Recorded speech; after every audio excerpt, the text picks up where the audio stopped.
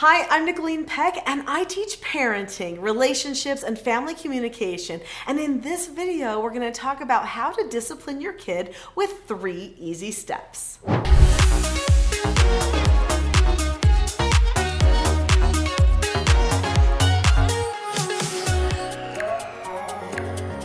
I have 4 children that I have raised. In fact, my baby right now is 17, so they're all getting a little bit older. But for years, I also took in treatment foster children. They were all between the ages of 12 and 18, and I was supposed to help them overcome lots of challenges. Well, some of those challenges included things like having dishonesty problems, anger control issues. They had some contention. There were some habits that they had to break, and I had to properly correct them so that they could overcome these problems. I had to help them pave a new path. So in this video, I'm going to be talking about 3 things that I did repeatedly. I'm talking again and again and again. And as a bonus, if you want to stay with me to the end, I'm also going to share for you some additional tips that you can use if a child happens to go out of control, and how to prepare them for success so that you don't have to use these correction steps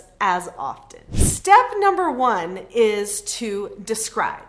Now, this is the opposite of reacting. So oftentimes when a child does something that is disobedient or maybe rude, frustrating, parents will react with statements like, "What are you doing? Why did you do that? Don't you know better than this?" and things like that. But those types of reactions immediately get people on the defensive. They put up walls, and people start to retreat instead of bond. When you correct your children, it should be a bonding experience. In fact, I always tell people when I do my speaking and my seminars that you should feel closer to your child during and after a correction than you even did before. Does that make you go, Like, is that even possible? The answer is yes, it is possible. In fact, throughout all of my years of working with troubled children and my own children, as well as youth groups at my church and in my community, I can tell you that correcting a child can be a positive, uniting experience. It does not have to be something that creates distance in your relationship. And it starts with a good description. So what does that description sound like? It basically sounds like a brief story, almost bullet point like, of what just happened. Now, in the Teaching Self-Government Parenting program, I teach 4 basic skills for children. They're following instructions, accepting no answers and criticism, accepting consequences, and disagreeing appropriately. They each have steps attached to them, so they are skill sets. So possibly I would be pointing out one of the steps to these skills in my description of something that needs to be corrected. So a description would sound like this. Just now, I gave you an instruction. Now remember, they know the 5 steps for how to follow an instruction. So I'm going to describe what they did or what happened. So you looked at me, which is great. That's the first step. But then you did not keep a calm face, voice, and body, which is the second step. Now, when you choose not to keep a calm face, voice, and body, then you are showing me that our relationship needs some help and we've got to get ourselves back to calmness. So step number 1 is to describe.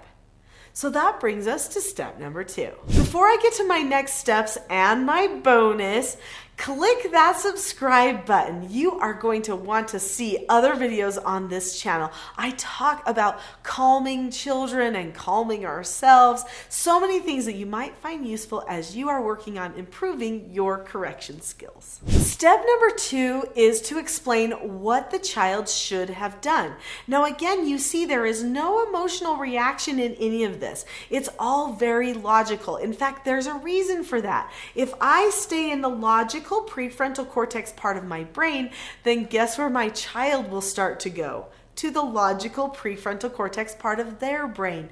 Then we can have a good productive discussion and even pave a way for future good behaviors. But if we go to the emotional parts of our brain, then all of a sudden we shut down and we don't learn. That's just what happens with our brains. So what you explain is what you should have done. And it sounds very simple. What you should have done is you should have kept a calm face, voice, and body. Then said okay or asked to disagree appropriately, done the task immediately, and then checked back. So just explaining exactly what they should have done gives them the next steps in their brain about what they've got to do to fix this problem. Step number 3 is to explain what they've earned.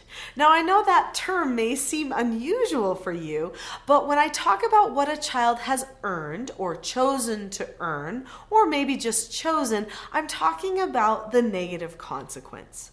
So in our family, we keep the negative consequences very simple and non-emotional, also non-punitive and non-reactive. So we don't want to become vindictive. If our child has done something that was wrong, we don't need to make them hurt. We just need to teach them cause and effect. So remember, I teach everything through the lens of self-government. Self-government is being able to determine the cause and effect of any given situation and possessing a knowledge of your own behaviors so that you can control them. So this means a person understands cause and effect and self-motivates themselves based on what they are observing about their own behaviors. So when we talk about what a person has earned, we're talking about what did you choose? What effect happened because of the cause or the action that you created? And they take full ownership. They have to, or they can't learn self-government. Now, in order to go through this whole process of these 3 steps, plus the bonuses that I'm going to be sharing with you, a person has to have a skill set called how to accept a consequence. They need to know that skill set. This is one of the 4 basic skills that we teach. So you would tell them, because you chose not to follow instructions, or whatever it is that you're correcting them for, you have chosen to earn an extra chore. We always use an extra chore for something very basic like this that we would be correcting multiple times a day, because work is the antidote for a sick character. And we know that when a person chooses to work, then they are choosing to take action to solve their problem instead of just having something done to them. If we just take things away or hurt them or yell at them, they do not get the opportunity to accept their consequence, which means they can't learn self-government. It will just be about trying to please you or not having you fall off the emotional cliff, and they will turn to manipulation and working the system instead of turning toward self-mastery and controlling and regulating themselves, which is much more powerful. Now, do you want a bonus? So here's some bonus content for you. Normally, when I do a correction for my children, it's actually 7 steps, not 3. So a basic correction, meaning not including any teaching, really includes those 3 steps that we've just covered, which is describe what happened, describe what should have happened, and then give them the opportunity to accept what they've earned, right? But there's more. So when you do a proper correction, it leads to a productive teaching moment. So after I tell them what they earned, they say, okay, because that's one of the steps to accepting a consequence. I praise them for that. That's right. I praise them. In fact, during the latter part of this correction, I'm going to be praising them probably about 5 times, because remember, a person should feel closer to their child during and after a correction than they even did before. This should be a great bonding experience. This is you living your role as the parent and them living their role as the child, which is learner, right? And you are teacher. So what I do is I say, now we're going to do some practices. Let's practice doing that same situation that just occurred again. And after that, we will do 2 other role play practices and make sure that we get that calm face, voice, and body down and do all of the other steps, those 5 steps to following an instruction. So then we do role play practice together. It's absolutely beautiful. And every time they look at me, they keep a calm face, voice, and body. Anytime they do those steps, I am praising them and saying, you're looking right at me. You're keeping a calm face, voice, and body. You did all 5 steps to following an instruction. Great job. High five. So we are praising throughout the entire thing. And then we do 2 other role plays. Well, there's more opportunity for praise. Well, right there, we've got 4 praises. So then when my child gets the opportunity to go and do the extra chore that they happen to earn for their negative consequence, and they come check back because that's the last step of accepting a consequence, then I get to praise them again. Now, this practice of doing it the right way is going to prepare them for future success so that they don't have increased problems.